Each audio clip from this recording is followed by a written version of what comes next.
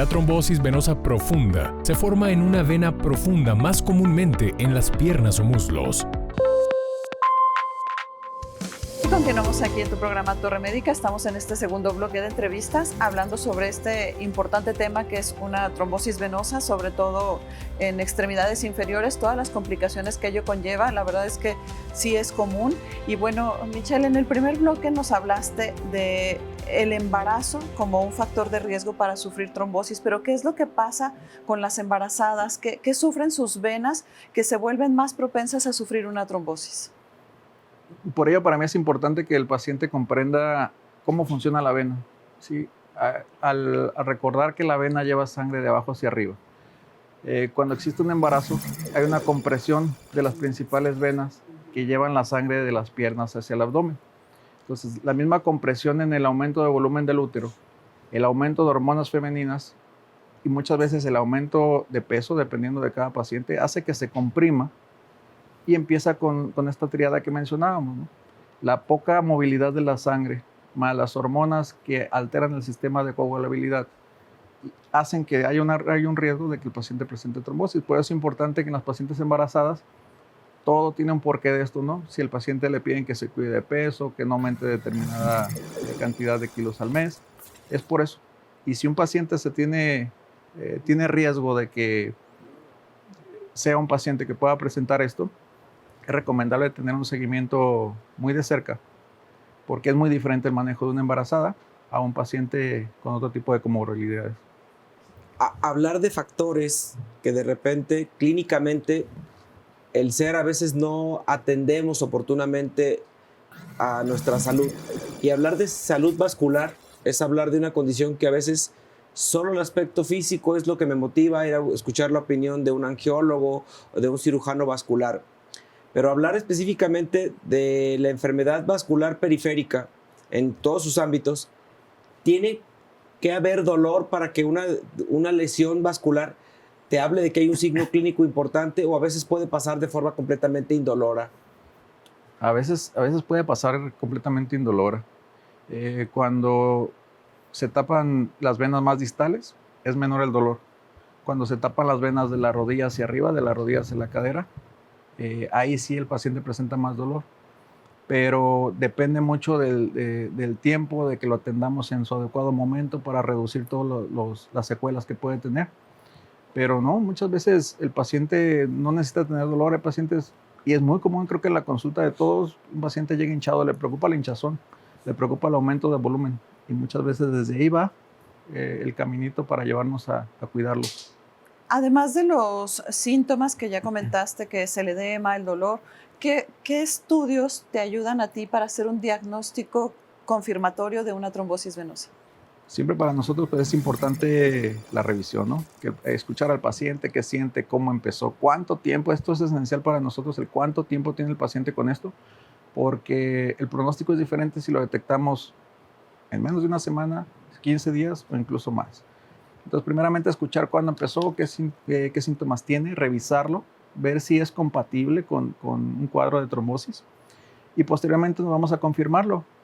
Uno es el dímero D, que muchas veces es sonado y a muchos les asusta, y otro es el ultrasonido Doppler venoso, que es un procedimiento que es invasivo, es muy seguro, es muy sensible para este tipo de enfermedades. Nos dice qué venas están tapadas, eso nos ayuda a pronosticar qué secuelas va a tener y cómo le va a ir. Nos dice qué tamaño, qué cantidad qué segmento está tapado, qué tanto, qué porcentaje está tapado, y esto nos ayuda mucho para que el paciente salga adelante. Dímero D y ultrasonografía. Bueno, en mi época de estudiante de radiología, había un estudio que realizábamos con mucha frecuencia en el ISSSTE, se llama flebografía. Uh-huh. Ya no, claro, es un estudio invasivo, creo que ya hoy en día ya no lo utilizan, ¿verdad? Siempre tratamos de que los estudios vayan de lo menor invasivo a lo más, ¿no? Entonces, en este caso, el ultrasonido Doppler venoso nos ayuda demasiado, no es invasivo. La flebografía, a mí también me tocó verla, y por ahí en algunos lugares donde no lo había, me llegó a presenciar que se hacía, donde no teníamos a la mano de repente un ultrasonido, pero hacía un medio de contraste y hacíamos una radiografía. Claro que pues, no es lo que uno recomienda por la invasión, por la utilización de medio de contraste.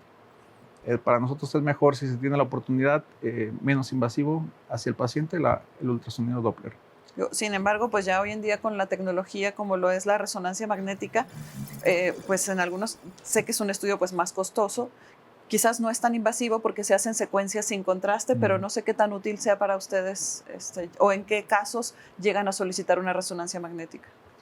En los casos de mucha duda ante un ultrasonido Doppler que no nos llegue a dar un panorama de lo que estamos teniendo en el paciente, es raro poder solicitarla. Casi siempre con el ultrasonido Doppler tenemos una respuesta adecuada, pero sí está comprobado que es otro de los estudios en los cuales nos puede ayudar para determinar el diagnóstico. Hay una pregunta muy cardinal y de verdad me la han hecho más de alguna ocasión los pacientes, porque hablamos mucho en lesiones vasculares, por ejemplo en el pie diabético, y hablar de trombosis venosa a veces a la gente no le mueve tanto si no compromete un cierto nivel de la circulación. ¿En qué casos, Michelle, puede poner en riesgo una trombosis venosa en condiciones en que afecte un segmento importante en una extremidad, o que obviamente el vaso que comprometió el trombo, el coágulo que se formó, pueda comprometer la circulación periférica y a su vez comprometer la extremidad, Michelle? ¿En qué casos podemos verlo? La trombosis o la oclusión de una vena, mientras más distal, es más favorecedor para el paciente.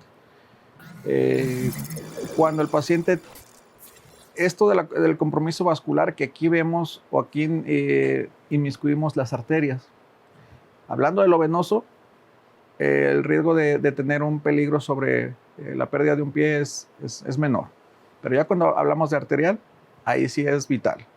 Entonces, la trombosis venosa profunda nos puede llevar a, dependiendo qué tanto está afectado el vaso, qué porcentaje, qué tipo de vaso. A veces es toda la pierna, a veces es lo que es las venas mayores, que es de la rodilla hacia arriba. Eso genera, o en el paciente nos va a llevar a tener un aumento de volumen tanto que ese aumento de volumen secundariamente nos comprima las arterias. Okay. Que esto es algo que debemos de tener mucho en cuenta y es algo que vigilamos, que el paciente no presente tanto edema para que no comprometa la circulación arterial, que es la que nos lleva a nutrición y oxígeno, y es lo que nos puede llevar a poner en peligro el pie. Depende mucho de qué vena está afectada, de cuánto está afectada, de qué porcentaje está afectada y la tensión, qué tan rápido se dio, para disminuir rápidamente el edema y tratar de que sea lo menor posible para que no afecte la arteria. ¿Alguno de estos casos llega cuando hay un compromiso serio, significativo, a contemplar un manejo quirúrgico inmediato como una emergencia? Sí, casi siempre lo más común, el tratamiento de la trombosis venosa profunda es médico. Pero cuando se pone en riesgo la circulación arterial, en algunas ocasiones tenemos que ir a quitar el trombo o destruirlo mediante un catéter, ponerle medicamento para que se vaya y volver a reactivar el flujo y que la pierna disminuya su volumen. Con ello mejoremos la circulación arterial del paciente, o incluso más invasivos a veces fasciotomías para liberar un poco y que se haga descomprimir y que el paciente recobre la circulación. Sí nos puede llevar a eso. Es una complicación. Son aspectos importantes que yo creo que los que vemos el programa y que entendemos, los que tenemos un problema circulatorio y que entendemos que existen criterios de higiene y que en el siguiente segmento platicaremos sobre lo que es medidas de higiene venosa y los manejos quirúrgicos hoy mínimamente invasivos, que es parte de la medicina de la hora. Vamos a ir a un corte comercial y seguimos en Torre Médica. Continuamos.